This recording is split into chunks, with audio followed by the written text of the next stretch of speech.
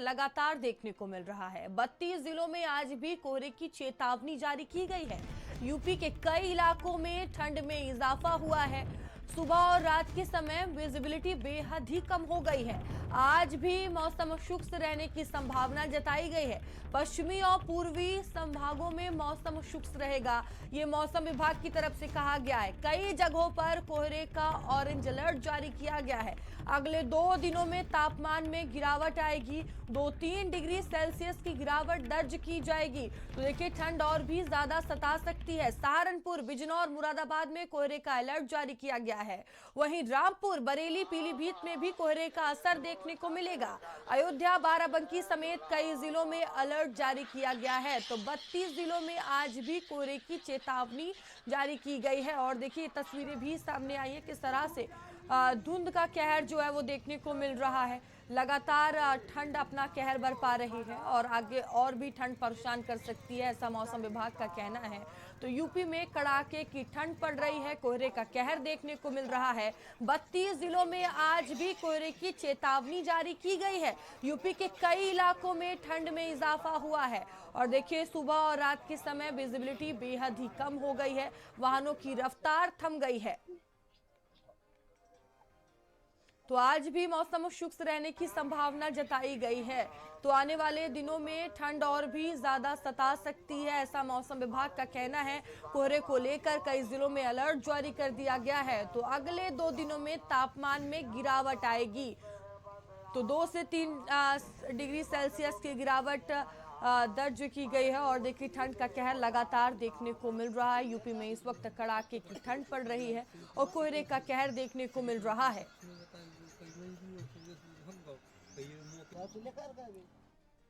और रोहित, नरेंद्र और मजहर हमारे साथ जुड़ चुके हैं। सबसे पहले मजहर, आपके पास में आऊंगी। देखिए, ठंड का कहर लगातार देखने को मिल रहा है, क्या स्थिति लखनऊ की बनी हुई है? मौसम विभाग की तरफ से क्या कुछ कहा गया है? बिल्कुल मयूरी, देखिए उत्तर प्रदेश के अधिकतम जिलों में कड़ाके की ठंड पड़ रही है और ठंड के चलते लोगों का घर से निकलना दूभर हो गया है। अगर विजिबिलिटी की बात करें तो सुबह और रात के टाइम अधिकतम विजिबिलिटी कम होती जा रही है। उत्तर प्रदेश के कई ज़िलों में और शहरों में मौसम विभाग ने ऑरेंज अलर्ट जारी किया है। पश्चिमी उत्तर प्रदेश की बात करें तो रामपुर, मुरादाबाद, बरेली, उसके अलावा जो अवध क्षेत्र की बात करें तो लखनऊ, हरदोई, फैज़ाबाद आसपास के इलाकों में कड़ाके की ठंड पड़ रही है। ठंड के चलते लोग अपने घरों से बाहर नहीं निकल पा रहे हैं। पहाड़ों पे जिस तरह से बर्फबारी हुई है उसके बाद से लगातार कहीं ना कहीं ठंड बढ़ती जा रही है।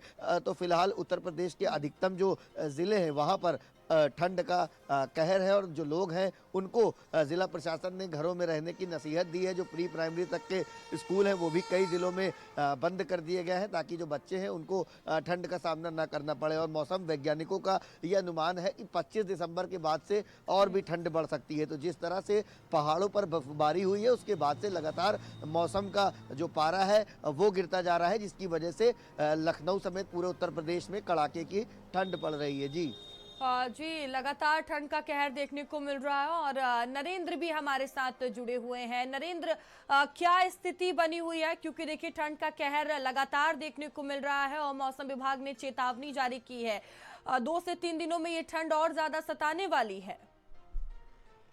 बिल्कुल, जैसा मौसम विभाग का जो पूर्वानुमान है उसी के अनुसार ठंड जो है वो और ज्यादा बढ़ती जा रही है।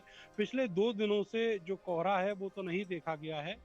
सूर्य निकल रहे हैं, सुबह ही दर्शन दे रहे हैं और धूप भी है, लेकिन बावजूद इसके जो ठंडी हवाएं हैं, हाड़ कपाव देने वाली जो हवा है वो निश्चित तौर पर जो ठंड है उसको और ज्यादा बढ़ा रही है। इस समय जब मैं आपसे बात कर रहा हूँ 11 डिग्री सेल्सियस जो है वो तापमान है और जो हवा है वो बहुत तेज चल रही है।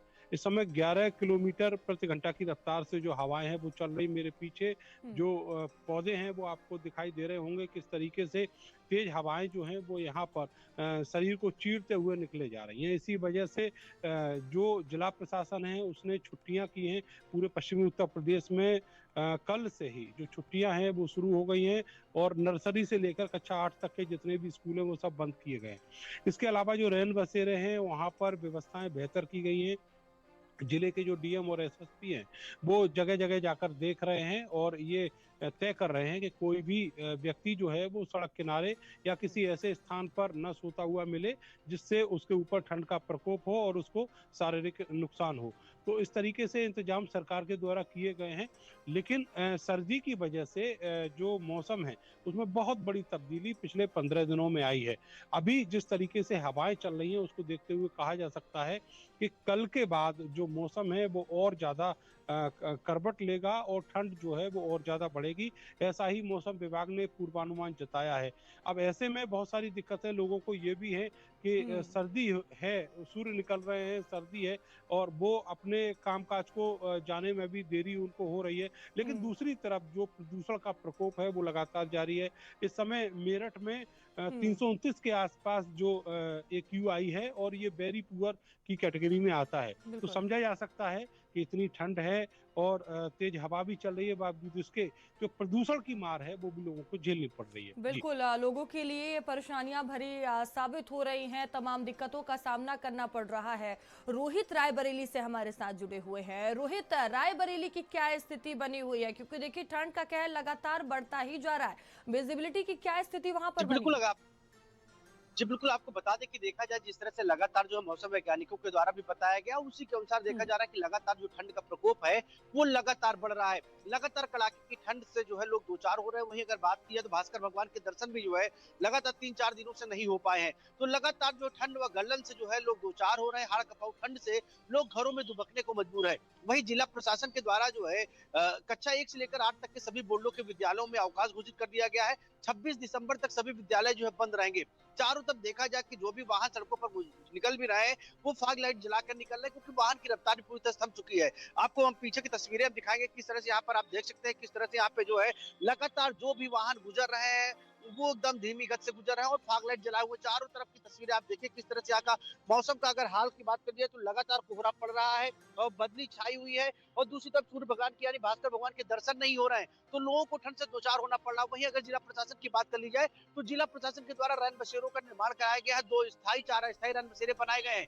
लेकिन सवाल वही उठता है कि जिस तरह से देखा जाए लहरवान वही है कि ठंड भीषण होती है और वही ठंड से बचाव के लिए जिला प्रशासन भी लोगों से अपील करता है कि जिसके पास जरूरी कार्य हो वही घर से बाहर निकले, क्योंकि देखा जाता है कि सड़कों पर जो है जो पहले अगर बात की जाए तो ये आंकड़ा था कि जो है टोल से जो लखनऊ प्रयागराज नेशनल हाईवे पे जो टोल है वहां से रोजाना जो 12 से 16 हजार वाहन जो पर डे जो गुजरते थे। लेकिन वर्तमान में जिस तरह से लगातार देखा जा रहा है कोहरा पड़ रहा है, उसमें अगर वाहनों की संख्या की बात कर लिए तो ये वाहन की संख्या घटकर आधी हो गई है।